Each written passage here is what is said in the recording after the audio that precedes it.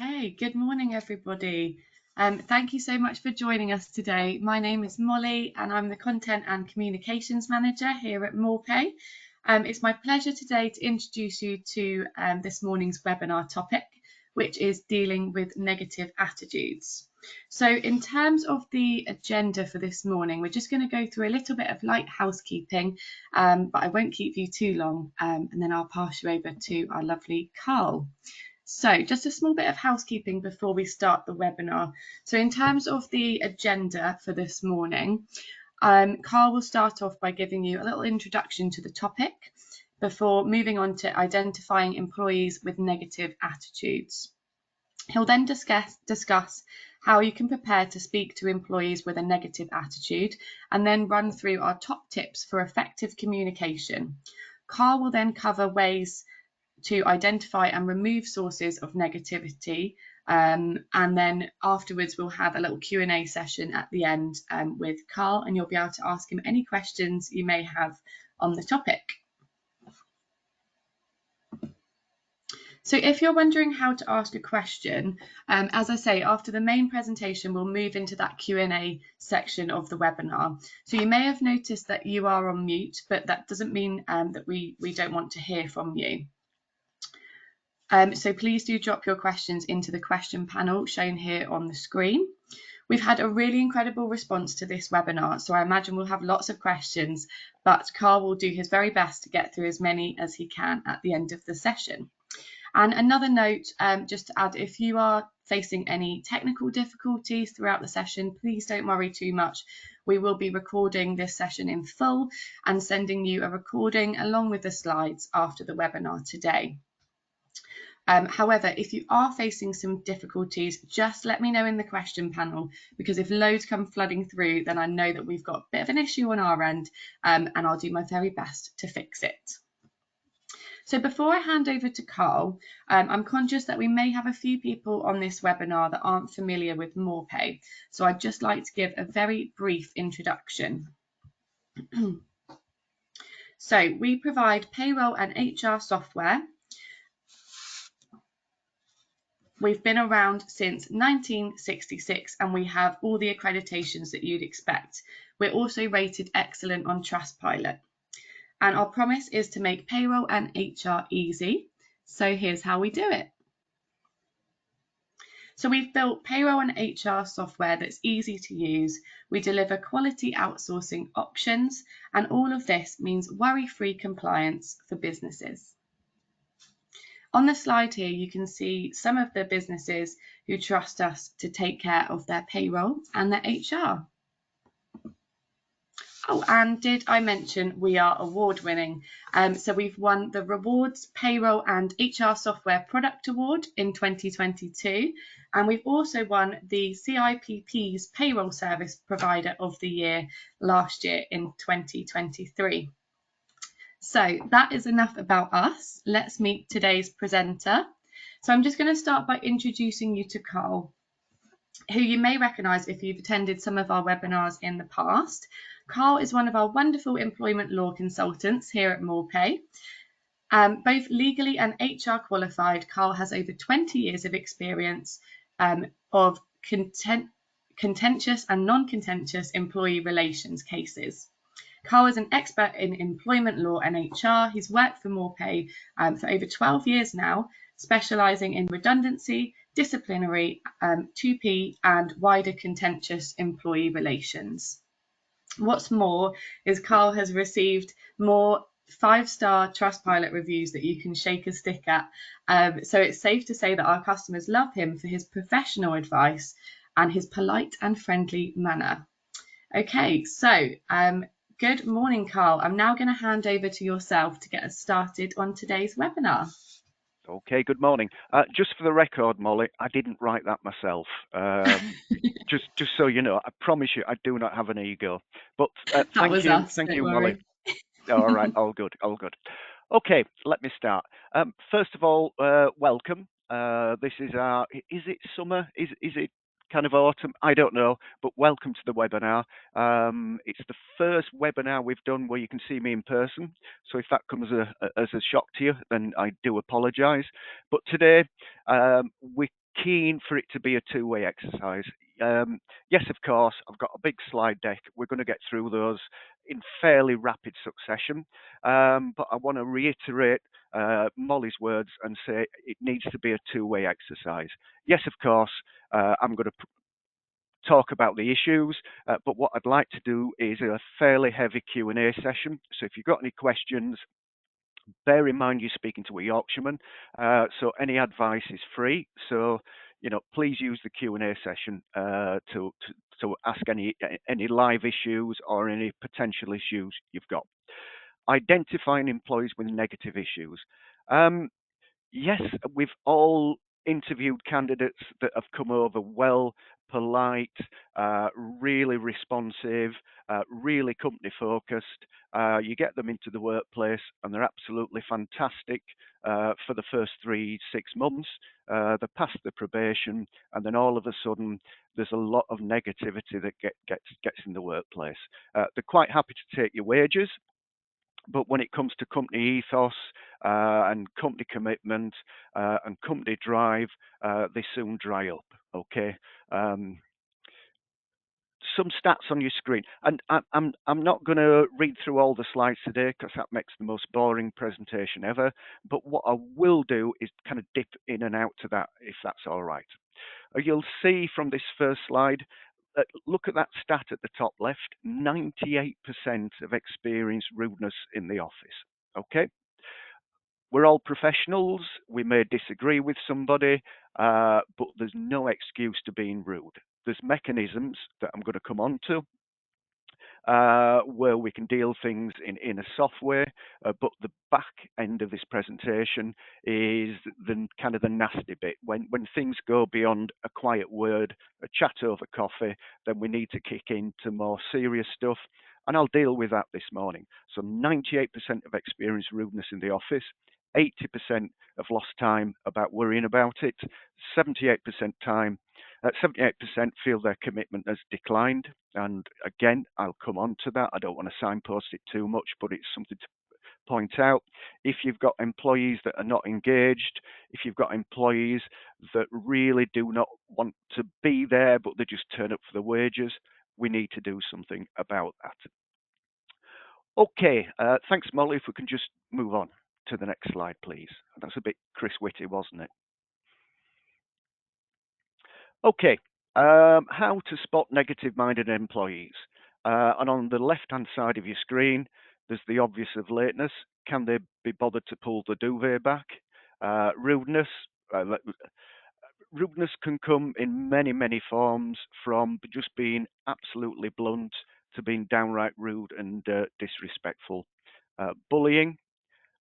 It's fairly obvious what bullying is. It's demeaning. It's taking somebody for less than they're worth.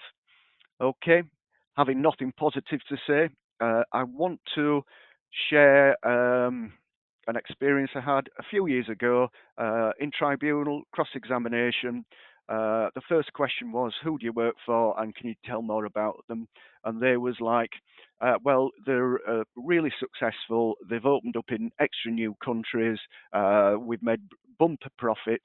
And I was like, well, why did you say the horrid things to your management that you said? And they said, well, they don't know what they're doing. Now, which one is it? You can't have them both. And that's people who will observe what's going on in a business, yet still have negative kind of thoughts about management, about colleagues, about everything. Okay, not responding to criticism. Criticism can be a good thing. It depends how it's kind of put from the manager to the employee. And again, I'm signposting, I'll come on to that. If you sit down and say to somebody, you're not performing, you're rubbish, you don't know what you're doing, you're refusing to train, that's all negative. What we need to do is actually twist that around. So what we're saying to people is, you're doing okay, but you could be doing better, and here's some kind of ways of getting you better. So, but if they don't respond to that, you still have a negative employee. Okay, if we can just, Again, all these slides will be available to you. So I realise they're fairly kind of word heavy, so they may be useful in future for you to kind of refer back to them. But time doesn't allow me to go through every single point. Two reasons. First reason, Molly would beat me up. And the second reason is you can refer to these. There's nothing more boring than somebody that just reads out slides on a presentation. Okay, next one, please.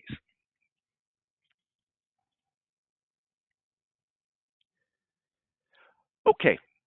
There's a phrase, I'm sure you've all heard of it, of quiet quitting.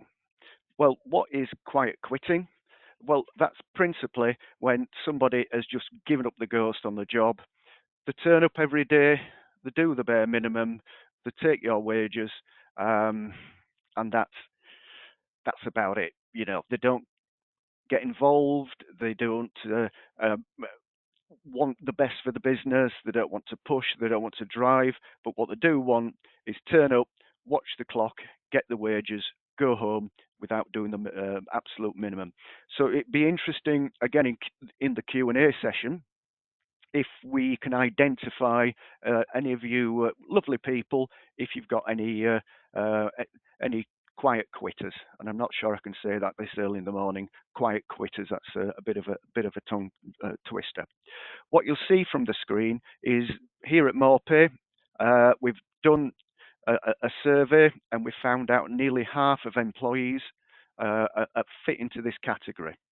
Now, I'm sure you're listening to think, well, all of my employees are on side, but if you have a look at it, is that really the case? And if it is, later on in this presentation, I can tell you how to deal with that. So, how do we deal with quiet quitters? Again, I'm not going to read it, but encourage your employees to share their thoughts and feelings with you. It's often good to have regular contact meetings where you can say to your employees, I've got an open door, come and talk to me, rather than just sit and build up negative thoughts. If you come and talk to me, I can either explain why we're doing things, how we're doing, or alternatively, what I can do is manage your expectations. Clearly, we can't run a business where everybody's happy all of the time, but what we can do is run a business where the vast majority of the people are happy most of the time. And there's some steps, as you can see there on your screen,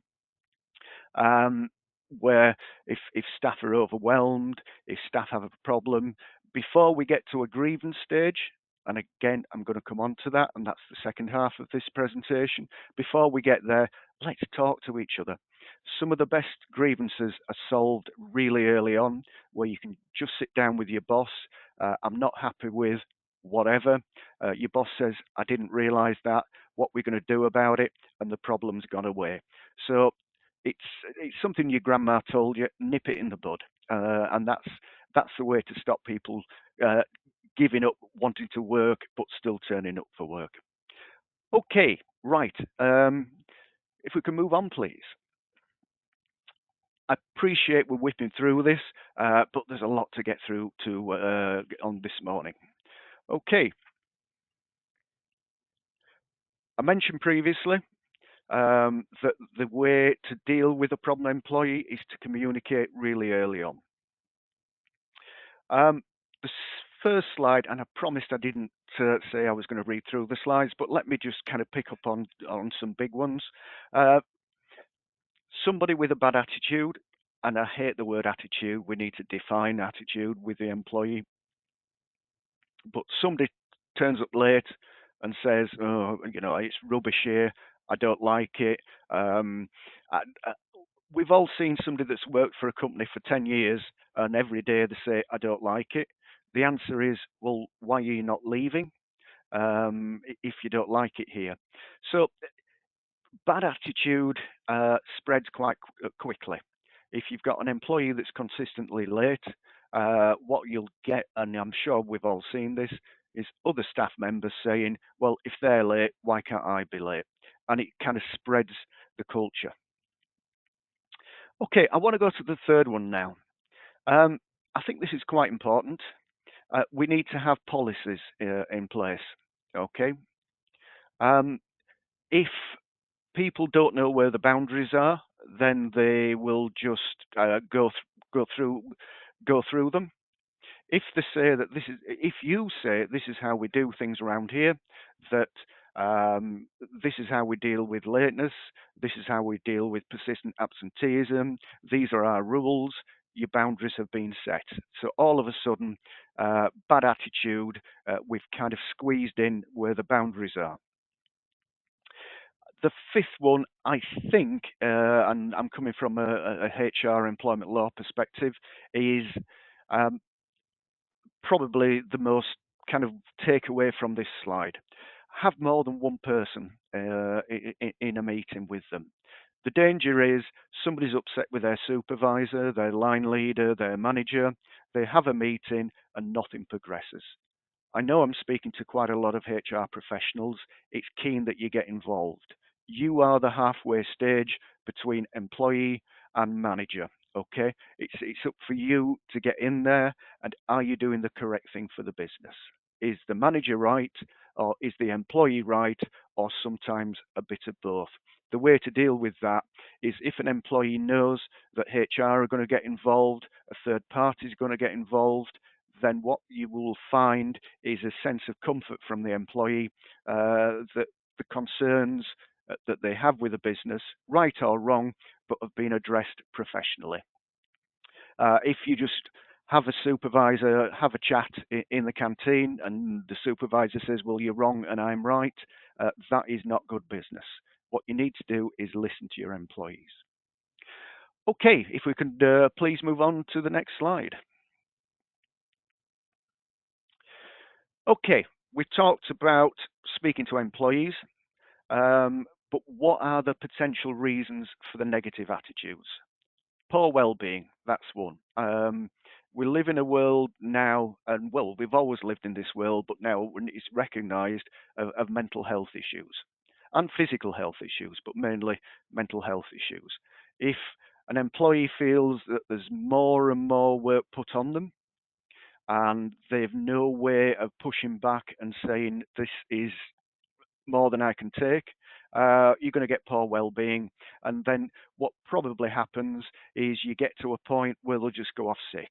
And we've all seen sick notes for stress at work.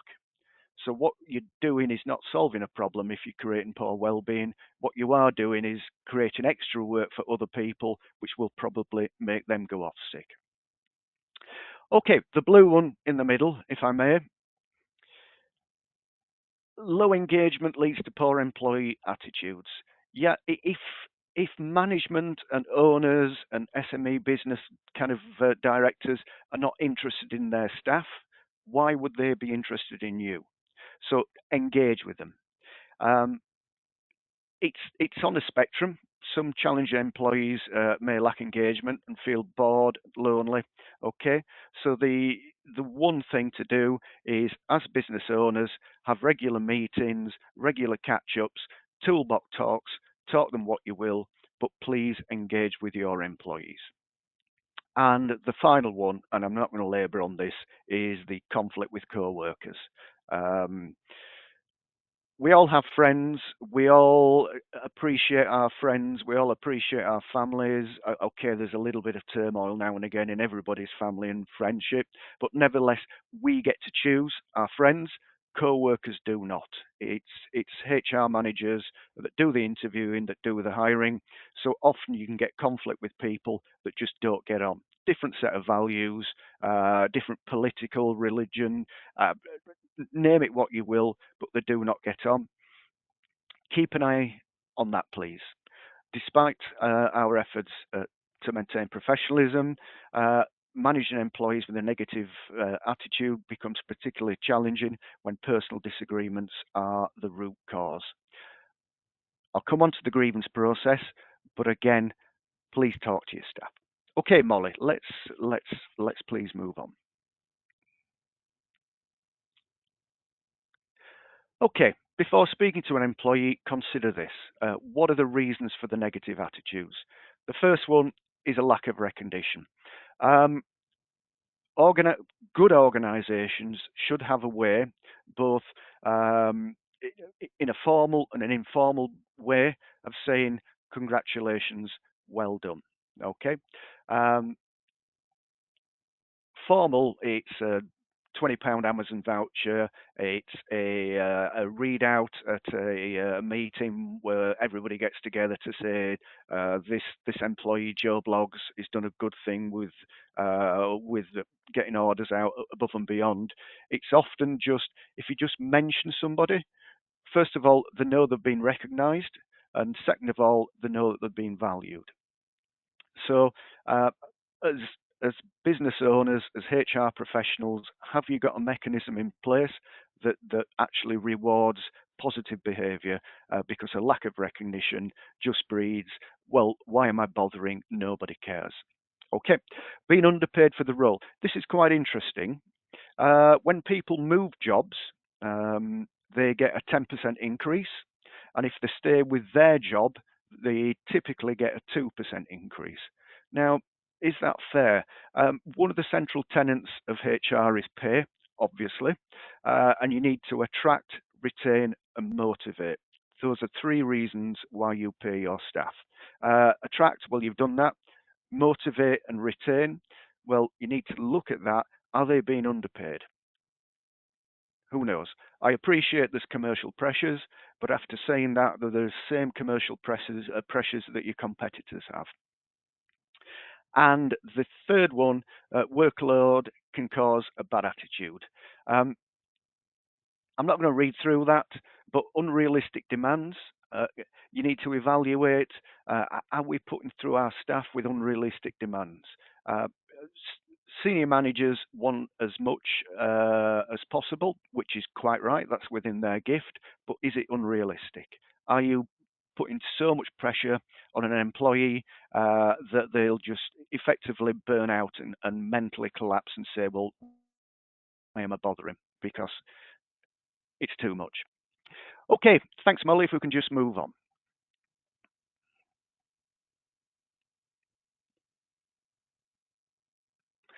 Again, this is pretty much more of the same. And again, these slides are available, so don't feel that you've got to write things down or listen to me talk about them. Some employees see themselves as carrying the team. Okay, is that true or is that false? We've all been in organisations where people perceive themselves to be working harder than other people's. And is that true or is that not? And that can get into condescending behaviour, gossiping, conversations at desks that shouldn't be happening, where an employee's been gossiped about because they're underperforming, they're not doing it. We need to stop that. What we need to do is keep an eye on that, identify that, and address it at the first opportunity. And the second one, yeah, we've all been there, haven't we? We've all had difficult people in the workplace. There are some people, albeit not because they've got any mental health issues or they're awkward or they're anything other, but there's some people that are just difficult. Managing employees with negative attitudes becomes challenging when preventing these. There are some people that whatever you do, whatever you say, are not going to be conducive to a harmonious workplace. And I'll come on to that in a little while about how we get them out of the business. Okay, thanks, Molly.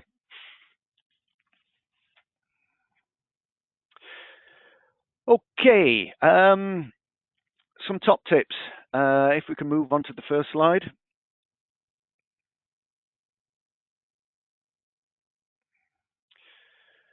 Right, I'm going to slightly disagree with these slides. This is because I come from an employment law background as well as a HR background, is never ask a question that you don't know the answer to. That's the employment law bit. The HR bit is ask to try and make the employee feel comfortable. Focus on the positive to begin with. So I'm going to reverse that round. I've always found better if you've got a problem with an employee, what you do is you take them into a private room without any fanfare, so nobody else knows what's going on, and you just say to them, I'm not happy with X, with your falsification or your lateness or your whatever. And then what we do through that meeting is then build them up. So towards the end of the meeting, they're going out of the meeting with a positive message. Yes, of course, they've got to know that you're not happy with, but you say, I'm not happy with this, but you're really good at this, you're respected for that, we really, really like what you're doing here, you've brought the team on leaps and bounds. So out of the meeting, positive message, but they do appreciate that you're not happy with a certain part of their negative performance. Okay, focus on results and productivity. This is an important one, and I did promise not to read the slides, and this is where I'm starting to fail. Every business has a metric, okay? Just saying you're negative, you're not keen, you don't like to volunteer. But these are all just kind of words. What we need to be saying to people is your target was 80%, you got 60%. Why is that? The actual metrics of that. Okay, we're up against the clock, so let's crack on.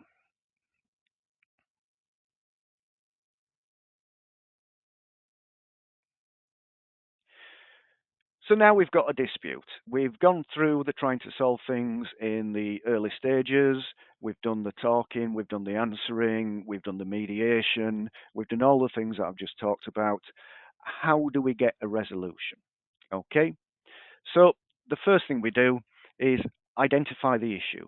So if you get an employee into a meeting to say that you're not happy with Simon's inability to give you enough shifts, the first thing is we crack down on that. Why is that? Why have you not got enough shifts? What Simon had to say about it? I'll go interview Simon, but we need to actually focus on what the problem is rather than just the general bellyaches.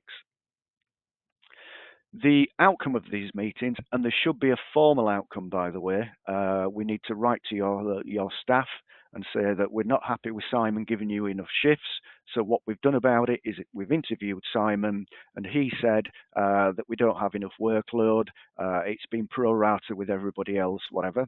So we need a formal outcome. So an employee has got literally a bit of paper that they can then take to anywhere they want and say this is what's been had, and that actually sounds counterintuitive. It gives them a degree of cover of comfort that they've got a formal outcome. They may agree with it, they may disagree with it, but they know that the business has actually answered what they needed to ask. Okay. Okay, let's quickly move on if that's okay.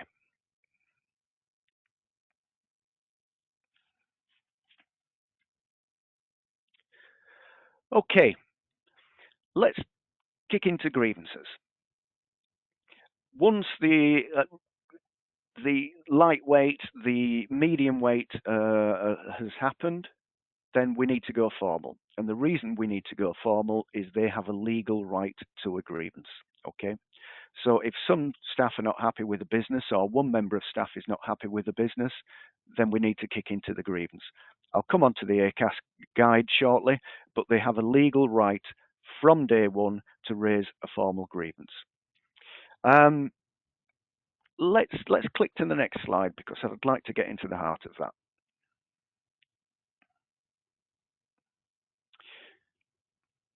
Okay, let's look at this. If we could just continue, that'd be useful. How to motivate your team and change negative behaviours. We've talked about the negativeness. We've talked about how to solve that negativeness, but that's just one half of the argument. The next half of the argument is how do you motivate your team, and then if you can change these behaviours, then all of a sudden you'll turn the problem round, and you've got a team that's motivated. Okay, the first thing is, if you look at top left, managing your own attitude. I'm going to say something controversial now. Everybody listening here is not perfect.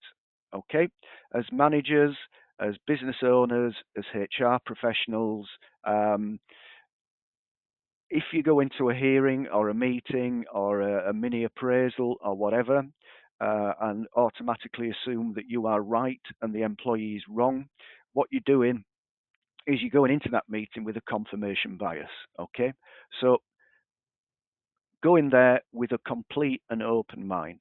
Not that open that your brains fall out, but you need an open mind of they may be right, I may be wrong. And that's an important takeaway, I think.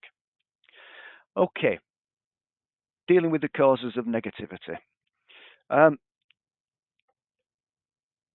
what you need to do, or in my opinion, what you need to do is get to the root of the problem. If somebody says, I'm not happy with something, and you look back on your HR file and think, well, hang on, that supervisor has 6 members of staff that have left within the last 9 months, then are you dealing with the problem? You know, the problem is the supervisor. It's probably not 6 exit interviews saying this is not the right environment for me. Okay, change. The third one down. Human beings don't like change, and now as HR professionals, we have to bring change all the time. Different shift patterns, different ways of working, change. What is useful to do is to explain the reasons for change.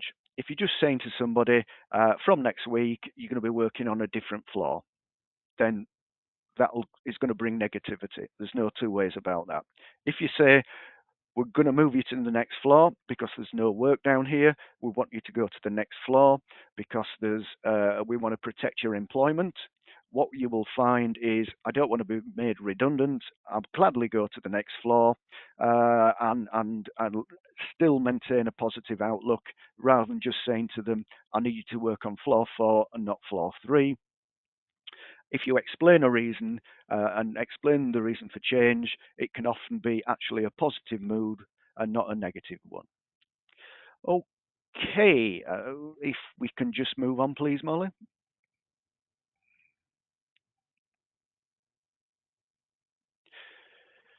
Yeah, this reverts round to the company. Okay, so rather than have a one-way of communication, have a two-way communication. What I've often found is, I'm sure most of you heard this, but I'm going to repeat it anyway. Skip meetings. Skip meetings doesn't involve skipping, thank goodness. And you can see me at my age, skipping is kind of not my thing. What do we mean by skip meetings? Is you skip out a manager to have a meeting. So if you've got an MD, an office manager, and a worker, you lose the office manager. The MD can speak to the worker. So there's no gatekeeper. There's a chance of having a free conversation, because the danger is the office manager will keep a lid on problems, and that is not good for positive company culture. If you've got an MD talking directly to an employee, missing out, skipping, missing out managers, that's often useful, because as business owners, as HR managers, you really need to speak to people that have the problem, rather than office managers that will say, nope, there's no problems, everything's in hand. Can I just go to the bottom right? Promotes employee well-being. This is really important for 2 reasons. First of all, you need staff to be at work. Okay. If they're ill, if they're feeling disgruntled with the business, they'll go off ill. The second reason is they will feel valued. I'm sure quite a lot of you have got employee assistance programs. I'm sure a lot of you have got mental health advisors. I'm sure a lot of you have got confidential ways of talking to your staff. These are all good. These will promote a sense of well-being in the workplace and promote a positive company culture. And it's not just about the workplace. If you've got an employee that's behind on their mortgage, they've got the credit card company chasing them, it may be wider than the business, but what they will do is bring that attitude into work. But if you've got a way of addressing that, an employee assistance program, something like that, then that's a positive way where they can speak to somebody, have a solution to their personal problems. So all of a sudden, there's a weight off their shoulders, and they'll be more positive within the workplace. Something worth considering about. Okay, next slide, please.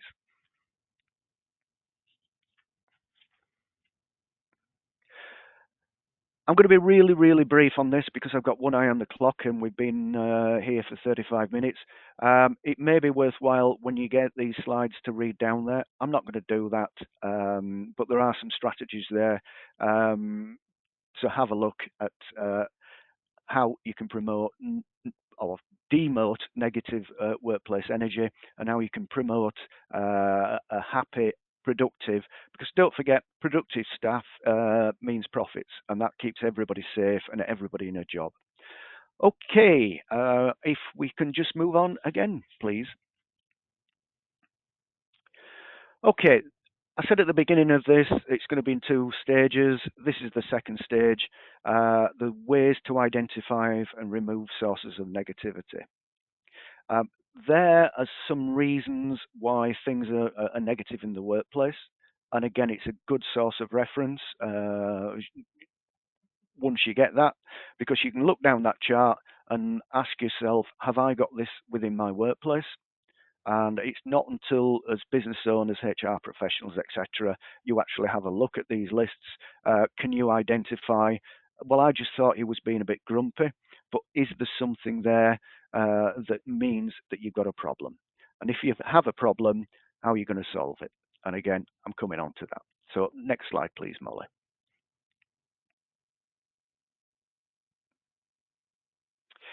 This is a big one. It's a popular myth that your personal life and your work life are 2 separate things. No, they are not.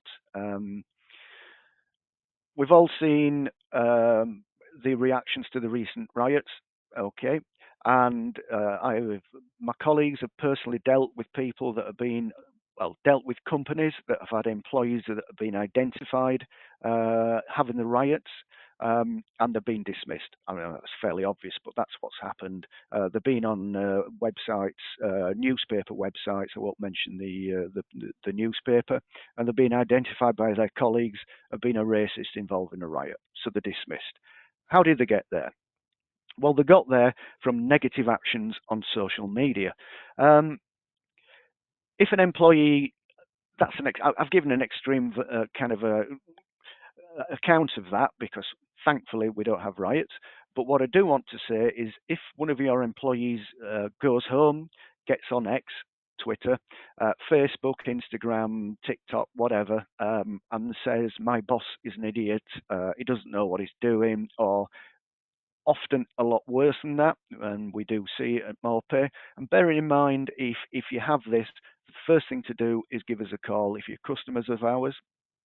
So if one of your employees has been identifying as doing a disgraceful thing on social media, or even less than popular on social media, give us a call and we can sort it. Morpay HR Employment Law Advice Line runs 24/7, 365. Just give us a call to say it's been brought to my attention where one of my employees outside of work, nothing to do with work, but can be identified as working for me, has said, and choose your favourite swear word about a certain customer, manager, associate, anything.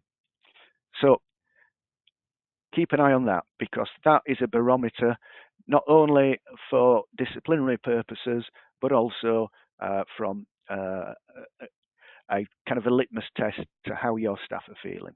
Okay, but you should have a policy in there that, and we'll come on to that, we should have a policy in there that will give some steer to your employees about what they should and shouldn't be saying about. If it's something nice and lovely and bland, like went to Taylor Swift last night and it was great and it was lovely and she did my favourite song, nothing to do with us. Absolutely nothing to do with us. If they're going to go on and say, our customer is rude, arrogant, and it has an impact on your business, and it probably will have.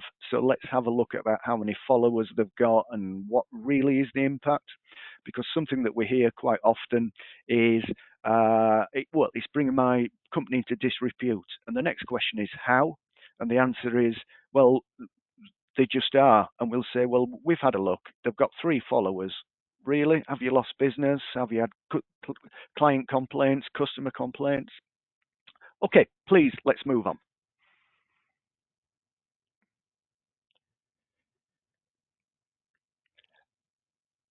We can discipline, and we do discipline for negative actions on social media, and they can be gross misconduct. So we've got lots of employees that are absolutely lovely, really productive, absolutely wonderful, but then they go home and say something negative or very negative about the company on social media.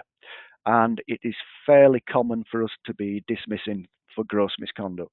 Okay, but the key is that you have a policy to do that. Again, I'm going to come back to the boundaries that I talked about before.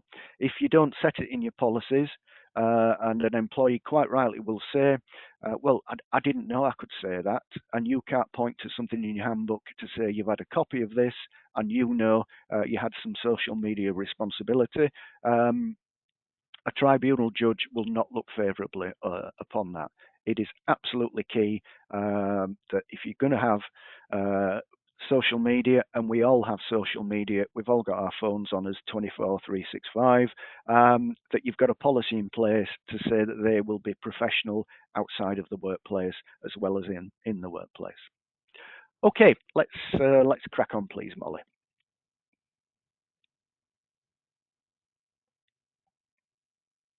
Again, I've got one eye on the clock and we're running a little bit over, so I'm maybe going to skip this slide. But employees' negative actions on social media, we can do something about it.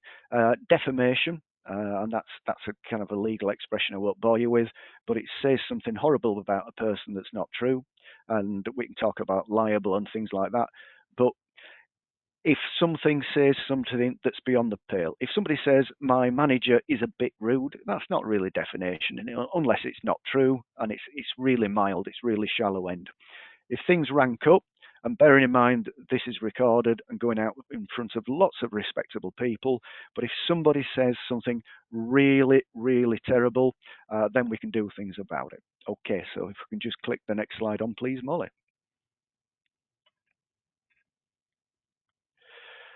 If somebody said something really terrible, the first thing we do is screenshot it. Okay. If you say to an employee, you put something on Facebook that's absolutely horrendous, I can absolutely promise you the first thing they'll do is delete it and your evidence is gone. So screenshot it. And again, you can see from the rest of the screen, you need to investigate. During investigation, unless you've got something in your handbook that gives extra allowance, the investigation can be fairly informal. You can tap somebody on the shoulder and say, we need to have a chat with you, let's grab a coffee and talk about it. But we do need to collect the evidence. We do need to see who's seen it. A popular thing that staff say to managers when they're confronted with a horrible Facebook post is, that's private. And the answer is, if it's private, why is it printed out and on my desk? Because it's not private. We live in a world now where nothing is private. Everything is out there. Okay, let's click on.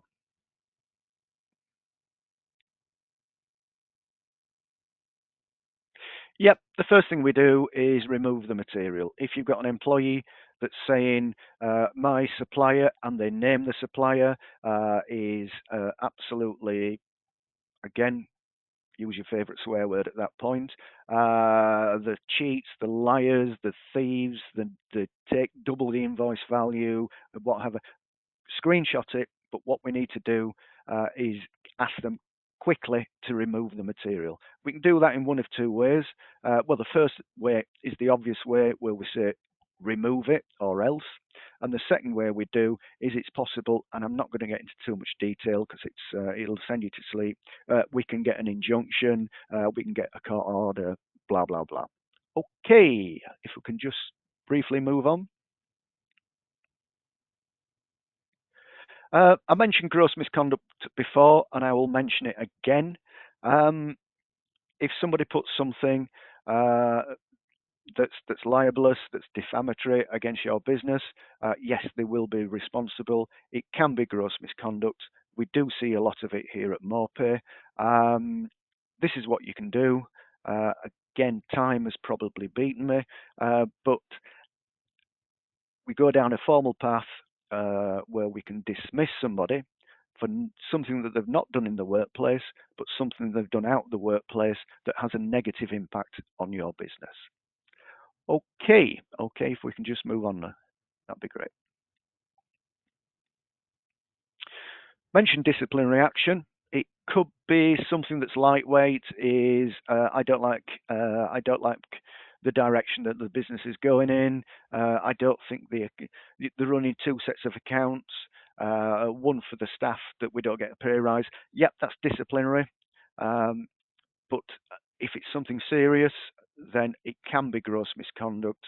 Here at Morpay, we have we've helped our clients dismiss tons and tons and tons of people because they're really good employees at work, but once they go out of work, they get on social media and say something exceptionally negative about the business, and they're gone.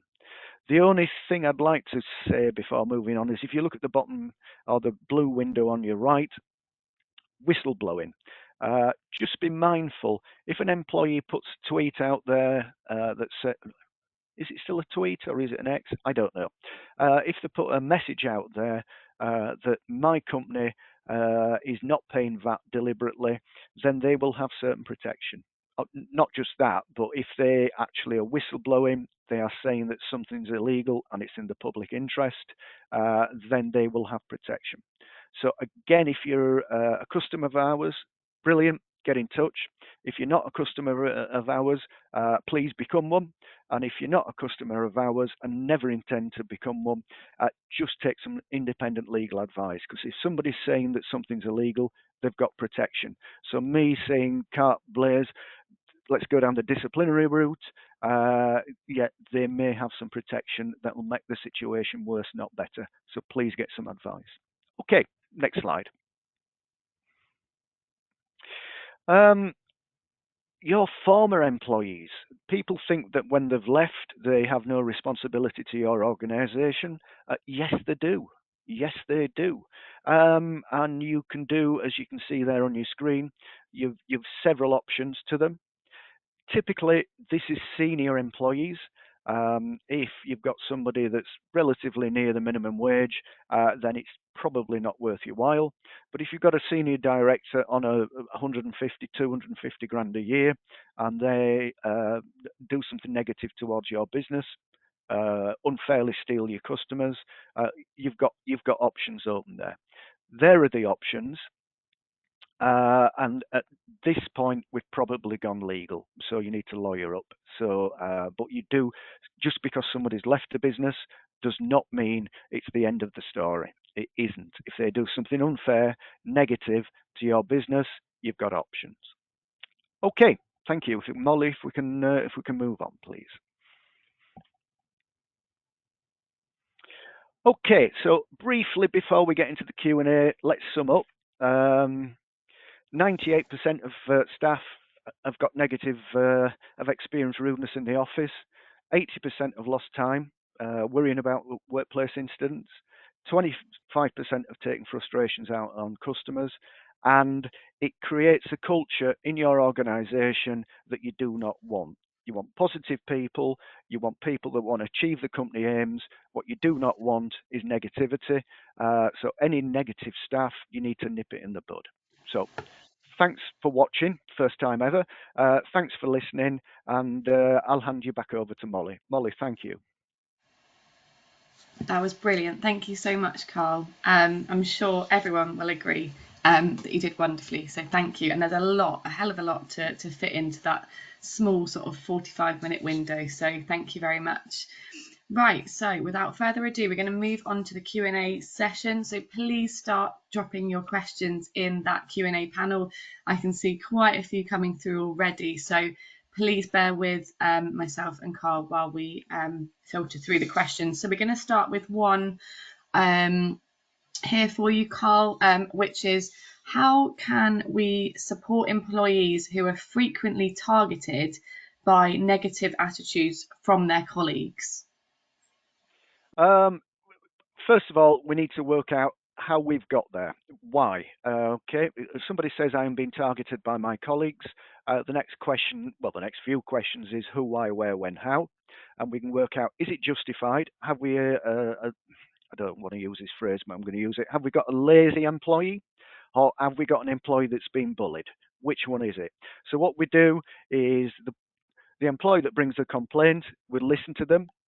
And I talked about having an open mind and just not assuming that because they're a bit troublesome that they're in the wrong. They're not. What we then do is have a chat to everybody else. Again, it can be informal at this stage, where we just find out where the truth is, where the opinion is, and what we can then do if we still have discord, and we often do have discord at this point, we'll get into mediation. You don't have to like your colleagues, you don't have to go out for a pint after work with your colleagues, but what you do have to do is be professional. So we get into mediation. At that point, we agree certain standards of working. And if anybody's got a problem with the original employee, they escalate it through the management or the grievance procedure. They're not overly negative against that individually, or even negative at all. Okay. Perfect. Thank you, Carl. Okay, we have first question here from Kenneth. Kenneth, this is quite a tricky one here. So, what is your advice on colleagues who like to speak very openly about mental health to external clients and visitors? So obviously we encourage an open workforce, but this can sometimes make others feel a little bit uncomfortable if they don't want to engage in this kind of conversation. We don't want to come across negative, of course. It's obviously such an important topic. But how can we kind of highlight who they should speak to, such as mental health first aiders, rather than visitors and clients? Yep. Good morning, Kenneth, is the first thing. Quite simply, we ask them to stop it. We make sure there's infrastructure in place internally. We say, mental health first aiders, GPs, specialists, psychotherapists, whatever, feel free to use them. Feel free to internalize any issues that you've got. But what we do expect is, and I've come back to this, a degree of professionalism. Clients of ours want a service, they want the product, they want a decent price. What they don't want is your life story. So please don't do it. We respect any mental health issues, but what we do expect is they're dealt with independently from clients, customers, and whoever. It's an internal issue and it's not an external issue. Please stop it. Great answer, thank you. Okay, one here from Cliff. Cliff has said, hi Carl, in relation to the reasons for potential negative attitudes, one area I'm coming across more often is impact of what is going on in employees' personal lives having an impact on their work. And then therefore they're kind of using this as a reason for not doing their work. Have you got any tips on tackling these situations? Yeah, pretty much it's got to stop. Okay, we all lead busy lives. Our parents are getting older. Our children are not getting grades in schools. Prices are going up, etc., etc., etc. But largely, it's not a work problem. So you've got an employment law contract. They come to work, you pay them, and that's a contract. It's the same contract that you have with Vodafone, EE, O2, whoever. They provide you with a mobile phone for 18 months. You agree to pay them for 18 months. It's a contract. Their contract should be they come to work, they do a job. Okay, we're family friendly. I appreciate that. And we're a bit touchy feely, but ultimately, they have to do their role. And if their personal life is getting in, compromising their professional life, then we need to do something about that.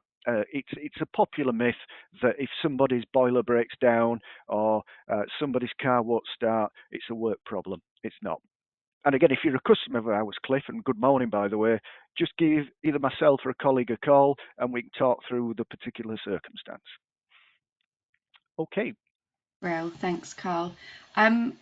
Another slightly tricky one here from Mick. Now, this is quite interesting for me, as last week we held a webinar on neurodiversity and the importance of that in the workplace. So Mick has asked, is there an assumption here that we're always encountering employees who are neurotypical? So for instance, if a person has diagnosed or even undiagnosed autism or ADHD, for example, and that accounts for some of the reasons that they are presenting as negative. Then what we need to do is, first of all, get that properly diagnosed. It's easy for somebody to say, I'm autistic or I'm dyslexic or dyspraxic or whatever. The next question is, what's the diagnosis? When's the last time you saw a GP? What have they had to say? We can get them in front of occupational health. We can get some assessment done. But if they are not fit for work, and I mean that as in on a daily basis, not on a medical basis, then they do not turn up. They go sick, and we can deal with that. But if they do turn up for work, just saying I have autism and therefore I will slag everybody else off is not going to fly. We need to make reasonable adjustments, but not all adjustments. Thanks. Great, thank you, Carl. We have a question here from Lucy. I think this is kind of a two-parter, so bear with me. So Lucy has asked if the colleagues of the negative person complain about their behaviour and its impact on the team, but they don't want to raise a grievance or be identified, how do you get round this? So is it best to honour the colleague's request, or can you talk about the fact that there's been an issue that's been raised? She has also asked, sorry, bear with me because it's kind of a two-parter. What if an employee doesn't want to raise a grievance as they feel it may only add to the issues within, say, a small team? Sorry, that was quite a long one there, Carl. Yeah, I know. I'll try and remember most of it. Yeah, an employee that will not put their name behind a problem, it is a problem.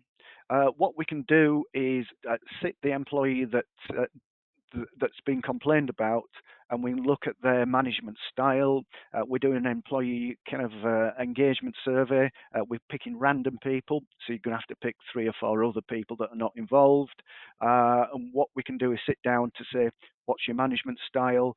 What would you do in this circumstance? So we wouldn't say somebody's complained about you. What we would do is to say, we're doing an engagement survey, and how would you deal with this process? Okay, and we give an explanation of you have an employee that you've shouted at.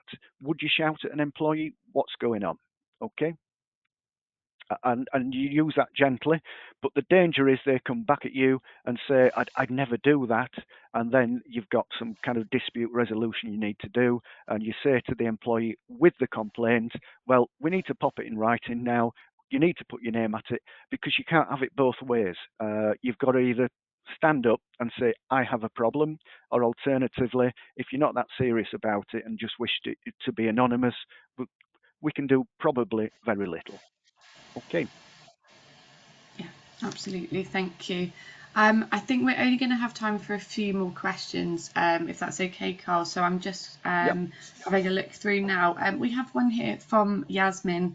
So Yasmin has asked, how can HR address managers and senior staff who have negative attitudes themselves, and their negativity obviously then influences their wider teams? So the negativity here is coming from the top down. Yeah, we see that a lot. Good morning, Yasmin. That's a very good question. The first thing we can do is train. Okay, what we can say to them is, look, we're going to put you on and there's lots of professional organisations out that will train managers how to be managers. What we then need to do is pop them on some kind of metric where we say to them, okay, how do you address your staff? You don't call them by nicknames. You don't call them by insulting names. When you distribute work, this is how you do it. So we've trained them, and the next thing we can do is manage them. But the backstop to all of that ultimately is discipline. We don't, as an organisation, we do not accept bullying. bullying can be gross misconduct. So we'll do the nice touchy stuff initially, but train, coach. But if all of that fails, discipline, and it can even be gross misconduct. But if it's an extreme case of bullying, we can skip the first 2 stages. It's gross misconduct straight away. Take them through a fair procedure, but we cannot tolerate managers that bully staff. It's not our culture. It's not what we're about. Okay. Yeah, absolutely. Thank you. Okay, one kind of regarding social media here. How can we support employees who may be followed or attempted social media connections by our customers? Quite an interesting one. Yeah, it is. I'd actively discourage that. Again, we're coming back to the point of you can be followed or by anybody you want, but you are responsible for your own content. If a customer follows you, just make sure that company values are in place, social values are in place. Again, I'm not coming back to the riots, but we've seen a lot of people retweeting things that they shouldn't be doing. Just remember, if you're especially followed by a customer, just watch what you tweet, watch what you put on Facebook, watch what you put on Instagram, TikTok, etc. You have a responsibility. And again, I talked about earlier about in your handbook, you should have a policy on social media. So if somebody errs that and upsets a customer, I've used the word gross misconduct many times today, possibly too much. But if you've got a customer complaining to say that one of your employees is racist, sexist, homophobic, is negative towards your business, I'm going to use the phrase again: gross misconduct. Thanks, Carl. We've got time for just one more question because we are running over slightly. So a question here from Anna. If you have a negative employee, how do you get to the point of dismissal if they don't actually do anything but clearly aren't happy and are just quite awkward? If there's nothing interesting about them, like no disability, and we touched on that in an earlier question. Anna, good morning, by the way, Anna. Good morning to everybody that's asked a question. If they've got less than 2 years service, and that's the kind of the metric for the tribunal, if they're negative, we can dismiss them. Okay, so if they've more than 2 years service, then we go down the disciplinary and again get to a point where we can still dismiss them. Unless there's whistleblowing, unless there's something going on behind the scenes, look, we all come to work to try and do a good job, okay? If somebody's putting soap into the works, we'll deal with it. And Anna, I hope you're a customer of ours. Give us a call, and if you've got a circumstance, then we'll discuss it on a more personal level. But yeah, it's not happening. We will not put up with the person that says it's rubbish here, and you will also find that they've been here for 10 years. Which one is it? Is it rubbish, or you've been here for 10 years, you're only a week away from resigning? You can't have it both ways. But Anna, again, if you're a client, come talk to us. Thank you. Thanks, Molly. Great, thank you so much. Sorry, we had so many questions, so we weren't able to answer them all, but I noticed there was a few similar ones in there. So hopefully everyone is happy with Carl's answers and they've found that really useful. Okay, just before we close off for today, just got a few little things to say before we wrap up. So first of all, I'd just like to point you in the direction of our Knowledge Centre. This is really easy to find on our website. It's packed with loads of really helpful resources, including upcoming webinars, as well as past recordings of webinars. So like, for instance, this one will be up there later on. There's guides, there's blog articles, and plus everything on there is free to download. It's really useful. Our experts put a lot of time into our Knowledge Centre, so please do go and check it out if you haven't already. And finally, as Carl mentioned a couple of times throughout the webinar, if you're not a customer of ours, an HR customer already, and you'd like to find out a little bit more about our HR and employment law services, please do drop a message to me in the Q&A panel, and I'll get one of my colleagues to contact you later on today. So our HR advice line runs 24/7, 365 days a year. So no matter when an HR issue crops up, best practice employment law advice is always available over the phone, anytime, delivered by our highly experienced team of qualified experts like Carl. So we know that you're at this webinar today because you care about making a difference at your workplace and achieving your HR goals. You want to reduce unnecessary admin so that you can concentrate on the bigger picture and attend more learning opportunities like this. So with MorePay's easy HR and payroll software, you can have a clear inbox, reports running and payroll approved all before your brew break. Our software automates everyday tasks so you can win the day. So if you want to learn more, just search MorePay's HR software. And there's a little video here that you can watch when I send the slides through later on.